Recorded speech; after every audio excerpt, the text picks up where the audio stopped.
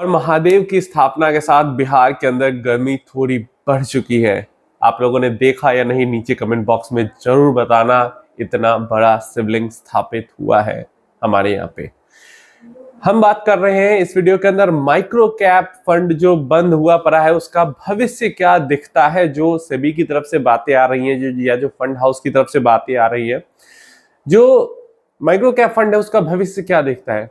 देखिए, micro cap fund का जो मुझे भविष्य दिखता है वो मैं बताता हूं। ऐसा नहीं कि जो मैं कह रहा हूं वो सही ही हो जाए, लेकिन माइक्रो कैप फंड का भविष्य कुछ बहुत ज्यादा उज्जवल नहीं दिखता है। अभी देखिए क्यों नहीं दिखता है, क्योंकि सेबी की तरफ से तो सीधा सीधा मना ही कर दिया गया है कि सेबी की तरफ से तो कोई माइक्रो कैप कैटेगरी ऑफिशियल है नहीं म्यूचुअल फंड के लिए। मुझे तो ये नहीं समझ में आ रहा फिर सेबी ने ये माइक्रो कैप इंडेक्स फंड के लिए अप्रूवल क्यों दे दिया। सेबी के अप्रूवल के बाद ही लॉन्च हुआ है ना ये फंड, और अभी सेबी ने ही इसको बंद करने के लिए कहा है। लिक्विडिटी का कोई इशू है नहीं फंड के पास, फंड हाउस के पास लिक्विडिटी का कोई इशू नहीं है। फंड हाउस ने खुद से कहा है कि 2 दिन के अंदर में हम 50% पोर्टफोलियो लिक्विडेट कर सकते हैं, तो लिक्विडिटी का फंड हाउस के पास कोई दिक्कत नहीं है। सभी ने बंद करवाया है। क्यों बंद करवाया है? क्योंकि अभी रीजन एक ही बच जाता है ना कि सेबी के अनुसार कोई माइक्रो कैप कैटेगरी एग्जिस्ट नहीं करती है। म्यूचुअल फंड की दुनिया में टॉप 100 लार्ज कैप स्टॉक हो गए, उसके बाद के 150 मिड कैप हो गए, और उसके बाद के नीचे के जितने स्टॉक्स हैं वो स्मॉल कैप में आ जाते हैं म्यूचुअल फंड की परिभाषा में। इंडेक्स में सिर्फ 250 स्टॉक का ही इंडेक्स स्मॉल कैप है, लेकिन एक्टिव स्मॉल कैप फंड्स के लिए ऊपर के 250 स्टॉक छोड़ दे तो नीचे के सारे स्टॉक्स स्मॉल कैप ही है। तो ऐसे में अब इन्वेस्टर हो रहे हैं परेशान कि हमारा फंड तो हो गया बंद, हमारे पैसे हैं उसके अंदर इन्वेस्टेड, और क्या होगा आगे, कब तक चालू हो पाएगा या क्या होगा। तो जहां तक मुझे लगता है कि अब वो चालू नहीं होगा, अब वो ओपन नहीं होगा। क्यों नहीं होगा? क्योंकि अभी मनोज कुमार जी का जो हमने भाषण सुना, मतलब बातचीत उनकी जो सुनी, तो हमें समझ में आया कि काफी सारे लोगों ने अभी से भी रीकैटेगराइजेशन करने जा रहे हैं स्टॉक्स का म्यूचुअल फंड के लिए, large mid small cap stocks का। तो ऐसे में काफी सारे लोगों ने माइक्रो कैप एक सेक्टर सेगमेंट भी बनाने का सजेशन दिया, लेकिन सेबी ने माइक्रो कैप सेगमेंट पे कोई ध्यान नहीं दिया है। और जो बातचीत मैंने पढ़ी है उससे मुझे ये लग रहा है कि माइक्रो कैप को लेकर भविष्य में भी कुछ नहीं होने वाला है। क्लियर है? खासकर अभी तो कुछ नहीं होने वाला माइक्रो कैप सेगमेंट को लेकर। क्यों? क्योंकि अभी देखिए, अभी के नियम जो इंडेक्स फंड के हैं उसके अकॉर्डिंग जो माइक्रो कैप इंडेक्स फंड है वो ऊपर के 500 स्टॉक्स छोड़ देते हैं टॉप के, उसके बाद के जो 250 स्टॉक है, मतलब 501 नंबर से लेकर 750 नंबर तक के जो स्टॉक है उनके अंदर इन्वेस्ट करते हैं माइक्रो कैप इंडेक्स फंड। अब क्या सेबी का जो ये कैटेगराइजेशन अब आने वाला है, बहुत ज्यादा जो उम्मीद है, जो समझ में आ रहा है डिटेल से, वो ये है कि यूनिवर्स को बड़ा किया जाएगा। लार्ज कैप को बड़ा किया जाएगा, मिड कैप को बड़ा किया जाएगा, और स्मॉल कैप को बड़ा किया जाएगा। क्लियर है? तो लार्ज कैप, मिड कैप और स्मॉल कैप को बड़ा किया जाएगा, तो मिनिमम भी तो जो स्मॉल कैप यूनिवर्स है, इंडेक्स का यूनिवर्स, एक्टिव फंड का नहीं, वो नीचे घुस जाएगा ना, 600 नंबर से नीचे चला जाएगा। अभी तक 500 नंबर तक जाता है, वो 550, 600, 700, 800 तक, क्या पता 1000 तक कर दे इंडेक्स लेवल पे। तो ये चीज है यहाँ पे, और इस कारण से क्योंकि माइक्रो कैप इंडेक्स, अभी का जो माइक्रो कैप इंडेक्स है वो रीकैटेगराइजेशन के बाद स्मॉल कैप इंडेक्स में ही घुस जाएगा, स्मॉल कैप इंडेक्स में ही एब्जॉर्ब हो जाएगा।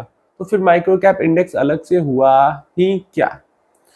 तो आगे चल के ये हो सकता है कि जो माइक्रो कैप इंडेक्स फंड है उसके अंदर अब इन्वेस्टमेंट तो ओपन नहीं होने वाली है। ये तो मुझे 99% लगता है कि अब इस फंड के अंदर इन्वेस्टमेंट ओपन नहीं होने वाली है।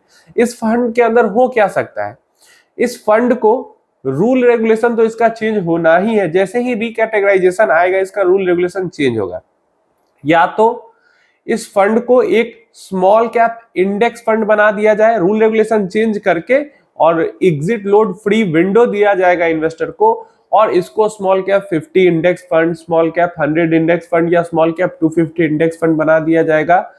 या फिर अगर स्मॉल कैप का यूनिवर्स बढ़ता है 300, 500 भी हो सकता है, कोई बड़ी बात नहीं है, तो जितना भी यूनिवर्स बढ़ता है उस यूनिवर्स को लेकर स्मॉल कैप का इंडेक्स इसको बना दिया जाए।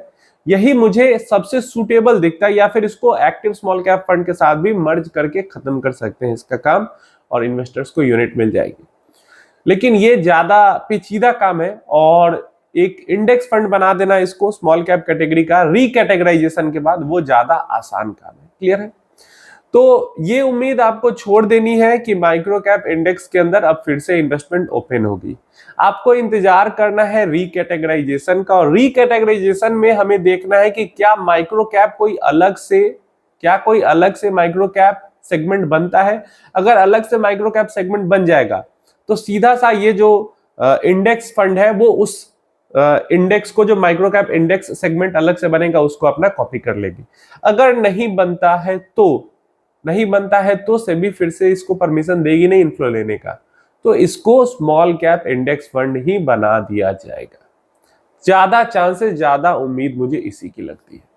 और रीजनिंग भी है ना, पहले सेबी, अब ये आप क्वेश्चन जरूर कर सकते हो, जब आज सेबी ने बंद ही किया तो पहले सेबी ने अप्रूवल ही क्यों दिया था। ये तो मुझे भी नहीं समझ में आता, जब बंद ही करना था सेबी को तो सेबी ने अप्रूवल क्यों दिया। और बंद हो सकता है जिस टाइम पे सेबी ने अप्रूवल दिया हो उस टाइम पे सेबी ने सोचा नहीं होगा कि इतनी जल्दी रीकैटेगराइजेशन करने की जरूरत हो जाएगी। और micro cap, mini cap, total market cap, ये सब वर्ड यूज होते हैं। जैसे अभी देखो, जो टोटल मार्केट इंडेक्स फंड है उसके अंदर में क्या है, अलग से माइक्रो कैप नहीं कहा जाता है, लेकिन टोटल 750 स्टॉक्स का यूनिवर्स तो है। अब आगे चल के जब ये यूनिवर्स बढ़ेगा, अभी 750 स्टॉक्स में लार्ज, मिड, स्मॉल, माइक्रो आ जाते हैं।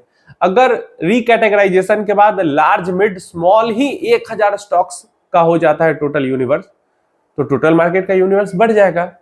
तो काफी सारे ये रीकैटेगराइजेशन जो है एक बार काफी सारे इंडेक्स फंड को तो सारे ही इंडेक्स फंड को डिस्टर्ब करेगा,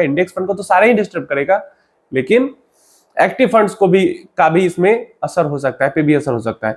प्लस बहुत ज्यादा चांसेस है कि रीकैटेगराइजेशन के बाद जब मिड कैप इंडेक्स को एक्सपेंड किया जाएगा तो पैसा क्या है, मिड कैप इंडेक्स का जो फ्लो है, जो पैसा है, वो डाइल्यूट होगा। और भविष्य में जो मिड कैप इंडेक्स हमें स्मॉल कैप से भी बेहतर रिटर्न देते हुए पास्ट में दिखे हैं, वो भविष्य में नहीं दिखेंगे अगर एक्सपेंड किया जाएगा मिड कैप इंडेक्स को। तो मिड कैप इंडेक्स का छोटा होना ही उस इंडेक्स के हायर रिटर्न्स का एक बड़ा रीजन है, क्योंकि छोटी जगह पे बहुत ज्यादा पैसा जाता है। तो मुझे तो यही लगता है कि अब ओपन नहीं होगा, लेकिन इसको एग्जिट करके भागना भी नहीं है, रीकैटेगराइजेशन के अपडेट का वेट करना है। कोई कैटेगरी माइक्रो कैप की बनती है, नहीं बनती है, या फिर इस फंड के साथ क्या किया जाता है, जो अनाउंसमेंट होगी मैं अपडेट दूंगा कि इस फंड के साथ क्या किया जाता है। एंड देन इस स्कीम में बने रहना चाहिए, नहीं रहना चाहिए, क्या सूटेबल है किस टाइप के इन्वेस्टर के लिए, ये भी अपडेट दूंगा। तो जल्दबाजी करके इधर उधर नहीं भागना है। अभी के लिए आपको जो इन्वेस्टमेंट है माइक्रो कैप फंड के अंदर, मोतीलाल वाले के अंदर, उसको जैसा का तैसा छोड़ देना है। ग्रो होने के लिए, मार्केट ग्रो होगी तो वो भी ग्रो होगा, ऐसा नहीं है कि उसके अंदर इन्वेस्टमेंट बंद हो गई तो वो ग्रो नहीं होगा।